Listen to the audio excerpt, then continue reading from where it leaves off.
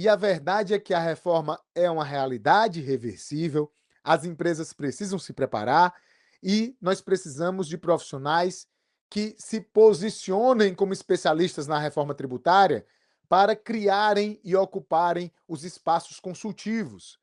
Se nós não fizermos isso, pessoal, outras pessoas farão. Outros profissionais vão encarar a reforma tributária como a oportunidade que ela é e vão prestar consultorias, vão prestar serviços, vão orientar as empresas e você, que é um grande profissional, que está preocupado, que está se preparando, vai ficar para trás. E não é isso que eu quero, tá? Portanto, a Lei Complementar 227, ela se insere no escopo de regulamentação da reforma tributária, esse escopo onde nós estamos tendo as leis complementares definindo a regulamentação da reforma tributária. Por óbvio, nós ainda teremos os regulamentos de IBS e CBS. Esses regulamentos também estão sendo elaborados. A expectativa é que eles fiquem prontos agora no mês de fevereiro. Então, nós temos aí novidades também sendo surgindo todos os dias. Por que eu estou querendo fazendo questão de dizer isso para vocês? Porque tem gente que assiste uma live, vê um vídeo, ou até mesmo lê um artigo, lê até um livro e acha que já está ciente da reforma tributária. Não! Você precisa entender que a reforma tributária ela é viva e ela está em construção. Pois bem, pessoal, entrando especificamente na Lei Complementar 227, eu quero demonstrar aqui para vocês a estrutura dela. A estrutura dela. A Lei Complementar 227, ela é dividida em 3 livros, tá? São 3 livros que montam a sua espinha dorsal. O primeiro livro, é o livro da administração e da gestão do imposto sobre bens e serviços. Esse livro ele vai tratar sobre o comitê gestor do IBS e vai tratar sobre todos os detalhes dessa primeira parte. Então, nós temos no primeiro título o comitê gestor do IBS, no título 2, a parte do processo administrativo tributário do IBS, no título 3, da distribuição da arrecadação do IBS e no título 4, das disposições relativas à transição do ICMS, tá? Então, é necessário entender como é que a lei está distribuída para que a gente possa compreender os seus efeitos. Essa primeira parte, pessoal, muita gente acaba não se interessando tanto por ela, tá? Por esse primeiro livro. Por que que esse primeiro livro acaba não se interessando tanto? Porque ele acaba trazendo muitas questões relacionadas a a própria administração tributária, tá? E como é a própria administração tributária, muita gente diz, não, mas isso aí é uma diretriz do fisco para o fisco. Tanto o título 1 como o título 3 são mais do fisco para o fisco. Não é tanto para a gente, então, mas você precisa sim compreender e entender o que é que está sendo dito aqui, tá? Bom, pessoal, então vamos lá. Vamos dar uma olhadinha aqui no que diz a lei complementar no livro 1, que trata da administração e da gestão do imposto sobre bens e serviços, e que trata sobre o Comitê Gestor do Imposto sobre Bens e Serviços. Lá no Dominando da Reforma Tributária, tem uma aula inteira sobre o Comitê Gestor do IBS, mas essa aula ela era centrada no que diz o artigo 480 da Lei Complementar 214. O que é que diz esse artigo? No artigo 480 da Lei Complementar 214, ele criou um comitê gestor do IBS. Vejam só, estou aqui na Lei Complementar 214, estou no artigo 480, e ele diz, ó, fica instituído até 31 de dezembro de 2025 o comitê gestor do IBS. Esse comitê gestor do IBS, pessoal, ele é muito importante para a reforma tributária. Na verdade, a reforma tributária só existirá se o IBS funcionar. Então, daí vocês precisam ter a dimensão do que é que está em jogo. O fisco, ele precisava muito que essa lei complementar, oriunda do PL 108, ela trouxesse todas as diretrizes, porque nós estamos criando um grande órgão de administração tributária, que é o comitê gestor, e esse grande órgão vai gerir os tributos que são arrecadados pelos estados, pelos municípios e pelo Distrito Federal no âmbito da reforma tributária do consumo, que é exatamente o IBS. Então imaginem, nós teremos a substituição do ICMS e do ISS pelo IBS, esse Imposto sobre Bens e Serviços, que é de competência compartilhada dos estados, do Distrito Federal e dos municípios.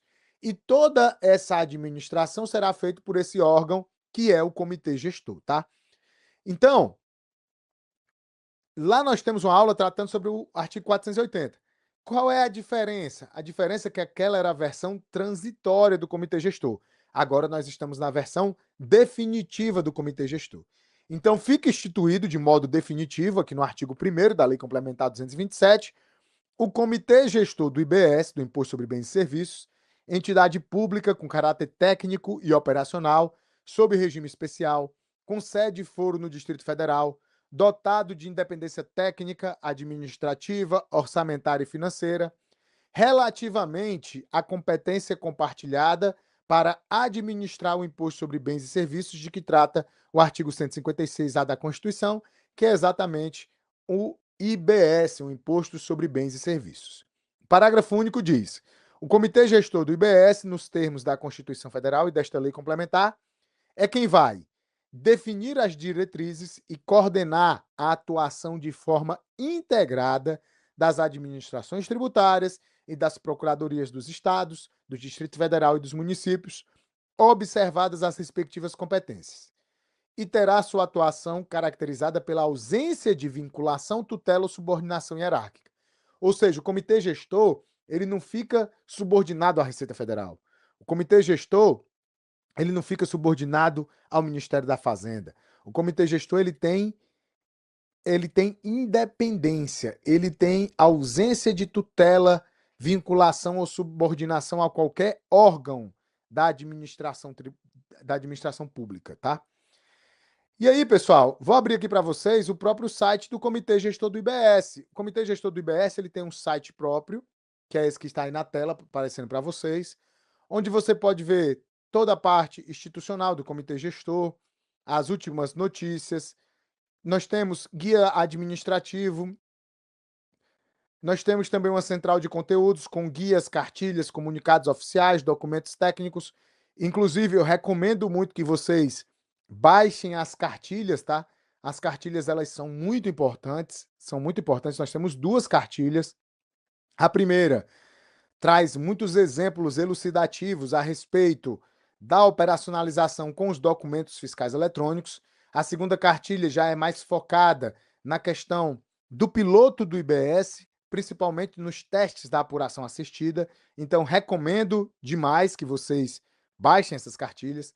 Nós temos a parte das legislações, é aqui que os regulamentos serão publicados, resoluções, leis, e eu recomendo que vocês conheçam e salvem aí nos favoritos de vocês esse site, tá?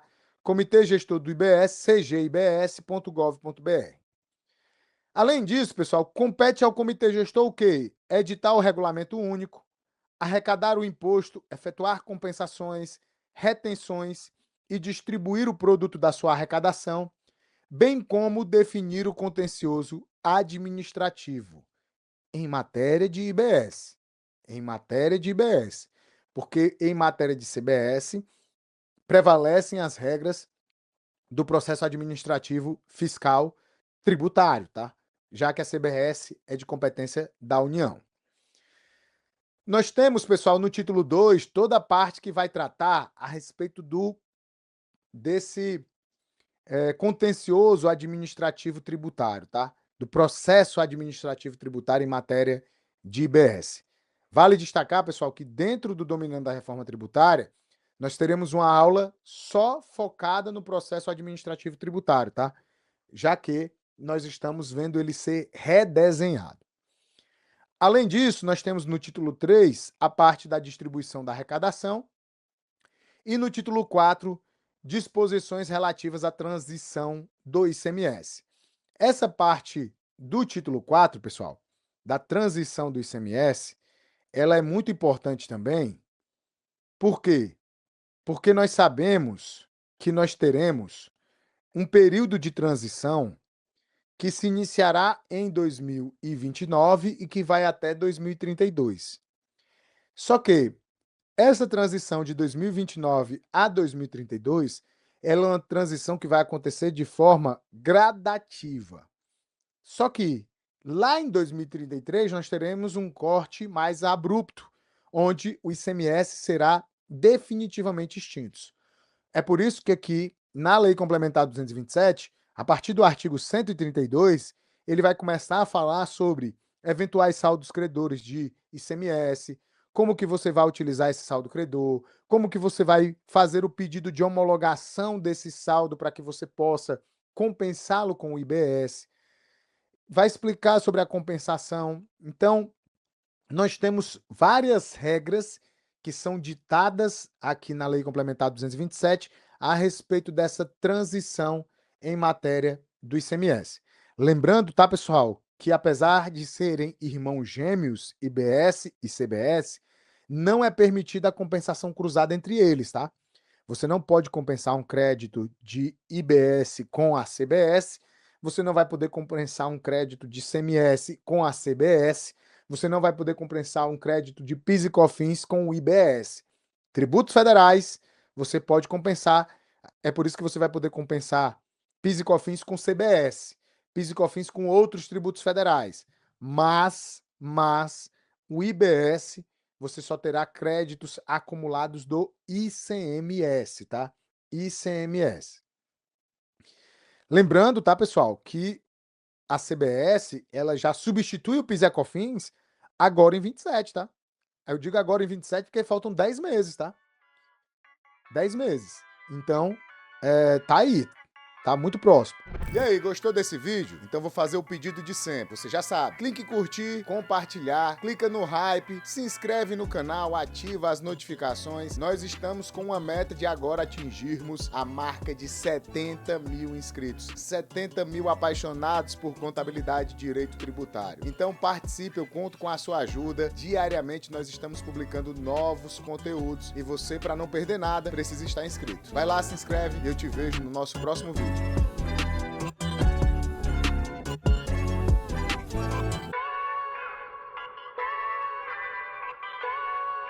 That's